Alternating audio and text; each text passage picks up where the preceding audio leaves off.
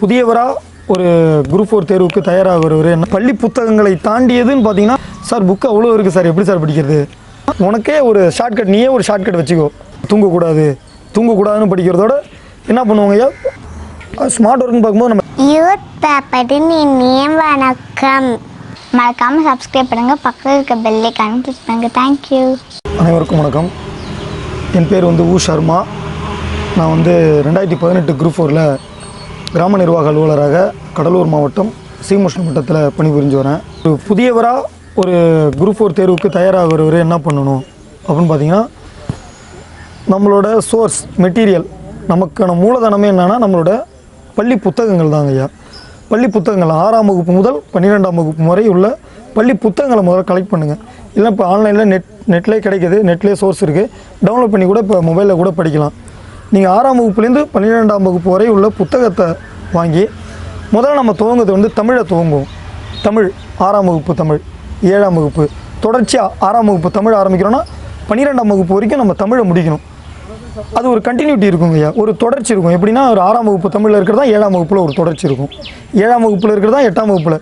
தகவல்கள் கொஞ்சம் திரட்சி ஆகிட்டே போய்ட்டுருக்கும். 6ஆம் வகுப்பில் இருக்கிற தகவல் போதுமானதாக இருக்கும், 7ஆம் வகுப்பில் கொஞ்சம் கூடுதல் தகவல் வரும். இதுபோல் கொஞ்சம் கொஞ்சமாக போகும்போது நம்ம 12ஆம் வகுப்பு வரும்போது 12ஆம் வகுப்பு தமிழை படிக்கும்போது நம்மளுக்கு தகவல்கள் அதிகமாகிடும்.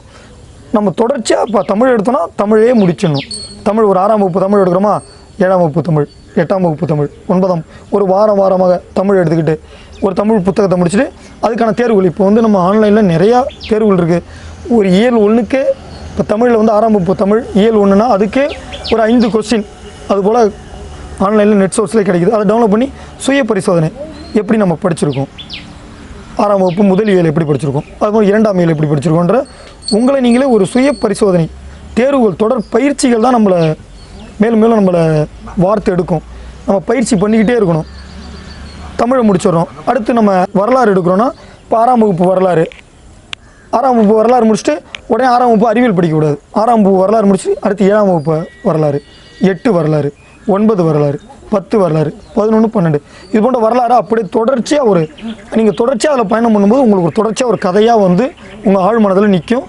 அந்த தொடர்ச்சியாக படிக்கும்பொழுதே நம்ம தொடர் பயிற்சி தேர்வும் எழுதி பார்க்கும்போது நம்ம எந்தெந்த இடத்துல நம்ம தவறு பண்ணுறோம், இதெல்லாம் நம்ம நினைவுக்கு வரலை அப்படின்றது நமக்கு தெரிய வரும். அடுத்து அறிவியல், அதுபோல் 6ஆம் வகுப்பு 7ஆம் வகுப்பு 8ஆம் வகுப்பு 9ஆம் வகுப்பு 10ஆம் வகுப்பு இதுபோல் சிலபஸ் டாபிக்ஸாக நம்ம கவர் பண்ணி நம்ம அந்த தொடர் பயிற்சி, தமிழ் எடுத்தால் தமிழ், வரலாறு எடுத்தால் வரலாறு, அறிவியல் எடுத்தால் அறிவியல், அதுபோல் தொடர்ச்சியாக நம்ம கொண்டு போய் அந்த புத்தகங்கள் 6ஆம் வகுப்பு முதல் 12ஆம் வகுப்பு வரை உள்ள புத்தகங்களை முடித்தாலே போதும். 80% நம்ம அந்த 200 கேள்விகளில் 80% நம்ம புத்தகத்தில் இருந்தால் நமக்கு எடுக்கப்படுகிறது. நம்ம கிளியர் பண்ணிடலாம். மீதி இருக்க 20% என்ன பண்ணலாம் அப்படின்னா, இதை நீங்கள் படித்த அறிவை பயன்படுத்தியே நம்ம அந்த கொஸ்டினை நம்ம இது இல்லை, இது ஆன்சர் இல்லை, இது ஆன்சராக இருக்க வாய்ப்பு இருக்குது அப்படின்ற நம்மளால் யூகிக்க முடியும். நம்ம முதல்ல 6ஆம் வகுப்பு முதல் 12ஆம் வகுப்பு வரை உள்ள புத்தகங்களை முதல்ல முடிப்போம். புத்தகங்களில் வர்ற கேள்விகளை நம்ம அடிக்கும் பொழுது தெரியாத கேள்விகளை தெரியாதுன்னெலாம் இல்லை, அது எங்கேயோ ஒரு மூலையில் படிச்சிருப்போம், ஏதோ ஒரு கேள்வியுடன் அது ரிலேட்டடாக இருக்கும். இது ஆன்சராக வராது, இது விடையாக வராதுன்றது மட்டும் நமக்கு தெரியும். அப்படின்றத பார்த்து நம்ம தவறான ஆன்சரை நீக்கிட்டு நம்ம சரியான ஆன்சரை டிக் பண்ணுறதுக்கு ஒரு யூகமாக இருக்குங்க ஐயா. கணிதத்தை பொறுத்த வரைக்கும் தினமும் மாலையில் கணிதம் காலையில் கொஞ்சம் கூட நம்மளுக்கு இப்போ போட வராது. ஒரு மாலை நேரத்தில் ஒரு 4 மணிலேருந்து ஒரு 6 மணியோடு கொஞ்சம் லைட்டாக தூக்கம் வரும்பொழுது இருக்கும்போது ஒரு கணிதத்தை பயிற்சி முந்தைய வினாத்தாள் என்னென்ன கேட்டிருக்காங்க அந்த பயிற்சி நம்ம போட்டு பார்க்கணும். கணிதத்தை பொறுத்த வரைக்கும் பயிற்சி எடுத்துக்கிட்டே இருக்கணுங்க ஐயா. பயிற்சி எடுத்துக்கிட்டே இருந்தால் தான் நம்ம அந்த கணிதத்தில் இருக்க அந்த 25 மார்க்குக்கு 25 எடுக்க முடியும். மேலும் என்ன பண்ணால் முந்தைய ஆண்டு வினாத்தாள் எல்லாமே நம்ம TNPSC வெப்சைட்டில் இருக்குது. முந்தைய வினாத்தாளை எடுத்து எந்தெந்த கேள்வி சிலபஸில் எந்தெந்த டாப்பிக்கில் வந்திருக்கு, எந்தெந்த பகுதியை அவன் கவர் பண்ணியிருக்கான் அப்படின்றத நம்ம பார்த்து, இன்னொன்று என்ன, முந்தைய வினாத்தாள்லேருந்து ஒரு 20% கேள்விகள் திரும்ப வரும். அதனால் நம்ம முந்தைய வினாத்தாளை பார்க்காம இருக்கக்கூடாது. முந்தைய வினாத்தாளை திரும்ப நம்ம பார்க்கணும். பார்த்தா அந்த முந்தைய வினாத்தாள்லேருந்து அந்த 20% நம்ம ஈஸியாக எடுத்துடலாம். மேற்கொண்டு அந்த வினாத்தாளில் இருக்கிற கொஸ்டினு அதுக்கு கொடுக்கப்பட்ட ஆன்சரை வச்சு நம்ம என்னென்ன கேள்விகளை தயார் பண்ணலாம் அப்படின்றத பார்த்து முந்தைய வினாத்தாள்லேருந்து நம்ம வினாக்களை சேகரித்து வச்சுக்கணுங்க ஐயா. முந்தைய வினாத்தாள் நம்ம வெற்றிக்கு கொஞ்சம் ஊக்கப்படுத்தும். கொஞ்சம் பயனுள்ள வகையில் இருக்கும். அதாங்க மனப்பாடம் பண்ணுறதோட என்ன பண்ணலான்னா நாங்கள் ட்ரிக்ஸாக வச்சுப்போம். அதுக்கு நாங்கள் வேறு மாரி ஒரு மாற்று வழியெலாம் பயன்படுத்திப்போம். ஒவ்வொரு கேள்விக்கும் க்ளூலாம் பார்த்திங்கன்னா அது எங்களுக்கு மட்டும் தான் புரியும். அது நாங்களே வச்சுப்போம் க்ளூ. அது நாங்கள் போனால் அது நாங்களே பயன்படுத்திப்போம் க்ளூ. அது ஒவ்வொருத்தவங்களும் நம்மளுக்கே வரும். நம்மளுக்கு ஒரு இது நம்ம மைண்ட்லேயே ஏறல விட்டுரு, அதை ஒரு க்ளூ வச்சுக்கோ, ஏதோ ஒன்று வச்சுக்கிது வந்தால் இது வரும் அப்படின்ற நம்ம உனக்கே ஒரு க்ளூவை ஒன்று வச்சுக்கோ அப்படின்றதாங்க. உனக்கே ஒரு ஷார்ட்கட், நீயே ஒரு ஷார்ட்கட் வச்சுக்கோ அப்படின்றதாங்க நான் தான் பண்ணிப்போங்க. ஏன்னா என்ன பண்ணுவோம், ஒரு சில அறிவியலில் வந்து சில டேர்ம்ஸ்லாம் வரலையா, சில ஒளியாண்டு இது போல் டேர்ம்ஸ்லாம் பாயிண்ட்ஸ்லாம் வருதா, அது நாங்களே ஒரு குழுவாக ஒரு ஷார்ட்கட் நாங்களே ஒன்று ரெடி பண்ணிப்போங்கய்யா. இன்னொருத்தவங்கள்ட்ட சொல்லும்போது காமெடியாக இருக்கும், ஆனால் அது நான் தேர்வில் வந்து அது எங்களுக்கு பயனுள்ள வகையில் இருக்கும். அதுபோல் அந்த ஷார்ட்கட் வச்சிங்க, உங்களுக்குள்ளே ஒரு ஷார்ட்கட் வச்சிங்க. படிக்கும்பொழுது அன்லைன் பண்ணி படிச்சுக்கிட்டு அன்லைன் பண்ணி படிக்கிறது. நீங்கள் படிக்கும்போது நீங்கள் இன்னொருத்தவரை கேள்வி கேளுங்க. கேள்வி கேட்கும்போது தான் நீங்கள் இன்னொரு ஒரு டாபிக் படிக்கிறீங்க, அந்த டாப்பிக்கை பற்றி கேள்வி கேளுங்க. கேள்வி கேட்கும்போது அது உங்களுக்கும் பயனுள்ள வகையில் இருக்கும், இன்னொருத்தவங்களும் பயனுள்ள வகையில் இருக்கும், அதை கேட்குறவங்களும் பயனுள்ள வகையில் இருக்குங்க ஐயா. இப்போ சாதாரணமாக படிக்கும்பொழுது தூக்கம் வருங்க ஐயா. ஐயோ தூங்கக்கூடாதுன்னு படிக்கிறதோட என்ன பண்ணுவாங்க ஐயா, புக்கை மூடி வச்சுட்டு படுத்துருவோம். தூங்கும்பொழுது அந்த தூக்கம் வந்து ஒரு 10 நிமிஷத்தை தாண்டாதுங்க ஐயா. அதே விட்டுட்டு நம்ம தூங்கக்கூடாது படிக்கணும்னா அது ஒரு டிப்ரெஷனாகவே மைண்டுக்கும் ஏறாது. அது ஒரு மாதிரியான ஒரு சூழ்நிலையாக இருக்குங்கய்யா. தூக்கம் வருதா டக்குன்னு புக்கை மூடி வச்சுட்டு படுத்துருவோங்கய்யா. அந்த தூக்கம் வந்து அதிகபட்சம் 15 நிமிஷத்தை தாண்டாது. 15 நிமிஷத்தில் ஒரு மணி நேரம் தூங்கின போறையே ஒரு ஃபீலிங் கிடைக்குங்கய்யா. அதோடு நாங்கள் எழுந்து திரும்ப படிக்க ஆரம்பிச்சிருவோம். இந்த கரண்ட் அஃபேர்ஸ் இருக்கு இல்லைங்க பிரதர், சாதாரணமாக கரண்ட் அஃபேர்ஸ் பார்த்தீங்கன்னா ஒரு கிராமத்து சூழலையும் கரண்ட் அஃபேர்ஸ் அவங்க டெவலப் பண்ணிக்கிறதுக்கு என்ன செய்யணும், நீங்கள் என்ன செஞ்சீங்க? என் நடப்பு நிகழ்வுகளை பொறுத்த வரைக்கும் தினமும் காலையில் 9 மணிக்குள்ளே தினசரி 4 இதழ்கள் முடிச்சிருவோங்க ஐயா. தினமணி, கூடுதலாக தி இந்து நாங்களே எடுப்போங்க ஐயா. நோட்ஸ்னு பார்த்தீங்கன்னா ஐயா, தமிழ், மாநிலம், மத்தியம், உலகம் அப்படின்னு பிரிச்சுப்போங்க ஐயா. மாநிலத்தில் என்னென்ன நடந்தது, மத்திய அரசு சம்மந்தமாக என்ன நடந்தது, உலகத்தில் என்ன நடந்தது, விளையாட்டு செய்திகள் என்னென்ன, பொருளாதாரம் சம்மந்தமாக என்னென்னு ஒரு நாளையே நாங்கள் 4 பகுதியாக பிரிச்சுப்போங்க ஐயா. அது இதில் போட்டு இப்போ தமிழகத்தில் இதெல்லாம் நடந்தது, இவரை மாற்றினாங்க, இவரை கொண்டு வந்தாங்க, இந்த குழு போட்டாங்க, மத்திய அரசில் இதெல்லாம் நடந்தது, உலக அளவில் இது நடந்தது, விளையாட்டு செய்திகள் இது நடந்தது, பொருளாதாரத்தில் இது நடந்ததுன்னு நாங்கள் அந்த நியூஸ் பேப்பரே பிரிச்சுப்போங்க ஐயா. பிரித்து எழுதி வச்சுக்கிட்டு அன்றைய தினமே மாலையில் டீ குடிக்க போகும்போது அந்த கரண்ட் அஃபேர்ஸை பற்றி பேசிகிட்டே போவோங்க ஐயா. நண்பர்களுடன் திரும்ப கலந்துரையாடலாடுவோம். வாரம் ஆனால் அந்த 7 நாள் என்ன நடந்ததுன்ற கரண்ட் அஃபேர்ஸை ஒரு ரீகால் பண்ணுவோங்க ஐயா. திரும்ப படிப்போம். கடைசியாக தேர்வுக்கு முன்னாடி அந்த கரண்ட் அஃபேர்ஸை பூரா எடுத்து ரீகால் பண்ணும்போது இதில் என்னென்னா இதை நாமளாக நோட்ஸ் எடுத்து நம்ம தொட்டு உணர்ந்து நாமளே எழுதும்போது என்ன கிடைக்குன்னா,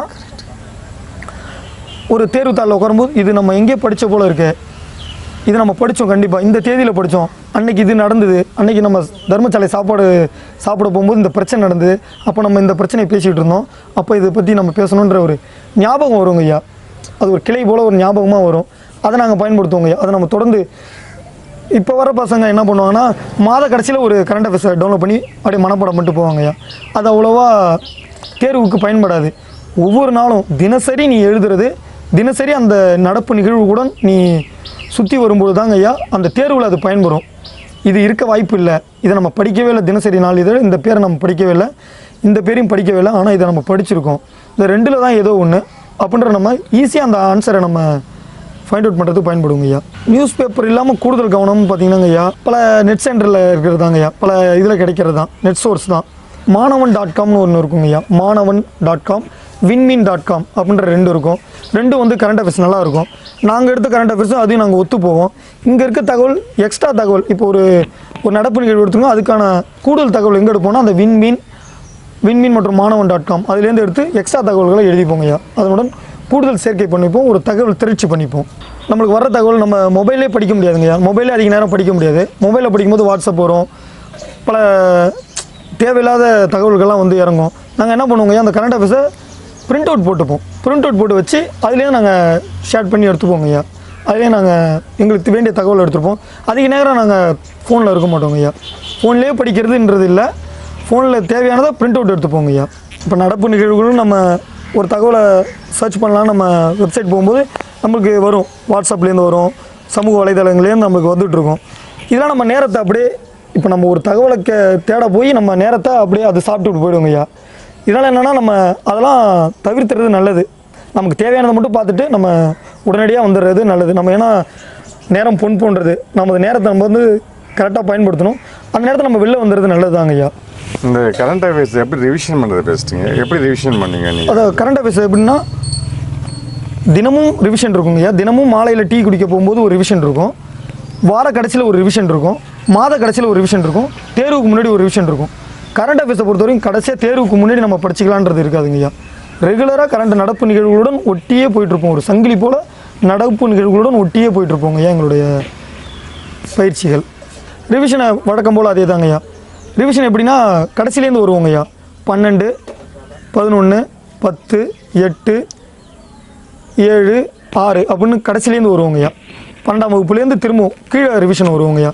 அது ஏன்னா தகவல் அதிகமாக இருக்கும். தகவல் அதிகத்துலேருந்து இப்போது ஏறும்போது தகவல் கொஞ்சம் கொஞ்சமாக ஏறுவோம், வரும்போது தகவல் அதிகத்துலேருந்து அப்படியே வருவோங்க ஐயா. ரிவிஷன் எப்படி பண்ணால் நீங்கள் பின்னாடிலேருந்து வர்றது தகவல் நல்லா இருக்குங்க ஐயா. ரிவிஷன் பண்ணி என்னை பொறுத்த வரைக்கும் எனக்கு நான் எப்படி பண்ணுவேன்னா 12ஆம் வகுப்புலேருந்து இப்படி வருவாங்க ரிவிஷன். ஸ்கூல் மெட்டீரியலை தாண்டி ஸ்கூல் பள்ளி புத்தகங்களை தாண்டியதுன்னு பார்த்தீங்கன்னா நியூஸ் பேப்பர் தாங்க ஐயா. வேறு எதுவுமே நம்மளுடைய சோர்ஸ் இல்லை. பள்ளி புத்தகங்களை தாண்டியது என்னென்னா நியூஸ் பேப்பர் தான். இந்த பள்ளி புத்தகங்களும் நியூஸ் பேப்பர் மட்டும்தாங்க ஐயா வச்சுருந்தோம். வேறு எதுவும் நம்மளுடைய நோட்ஸுன்றது எதுவும் இல்லைங்க ஐயா. பள்ளி புத்தகங்களும் நம்மளை நாளிதழ்களும் தான் நம்மளை வளர்த்தெடுத்தது. எல்லோரும் எங்கள்கிட்ட கேட்குறோம், உங்களோட நோட்ஸை கொடுங்க, நீங்கள் எப்படி பாஸ் பண்ணி உங்களோட நோட்ஸை கொடுங்க, நாங்கள் படிக்கிறேன். நோட்ஸே நாங்கள் எடுக்கலைங்க, எங்கள் நோட்ஸே இல்லைங்க, உங்களோட பள்ளி புத்தகம் தான் நோட்ஸு. உங்கள் பள்ளி சார் புக்கு அவ்வளோ இருக்குது சார், எப்படி சார் படிக்கிறது? படிங்க, உட்காந்து படிங்க, ஒன்றும் அவ்வளோதான் இருக்கும், படித்து பாருங்கள், ரொம்ப இனிமையாக இருக்கும். இது நீங்கள் ஒன்றும் புதுசாக நீங்கள் ஏற்றலை, நீங்கள் 1ஆம் வகுப்புலேருந்து நீங்கள் படித்ததான் திரும்ப படிக்க போகிறீங்க. இது நம்ம ப்ரிப்ரேஷன்றது என்னென்னா ஒரு ரீகால் தாங்க நம்ம திரும்ப பண்ணுறோம். நம்ம 1ஆம் வகுப்புலேருந்து 12ஆம் வகுப்புலையும் படித்ததை திரும்பவும் ஒரு ரிவிஷன் தான் பண்ணுறோம். அப்போ என்னென்னா ஒரு மனப்பாடமாக என்னன்னே சொல்கிறது புரியாமல் படிச்சுட்டு இருந்தோம். இப்போ என்னென்னா கொஞ்சம் புரிஞ்சு படிக்க போகிறோம்.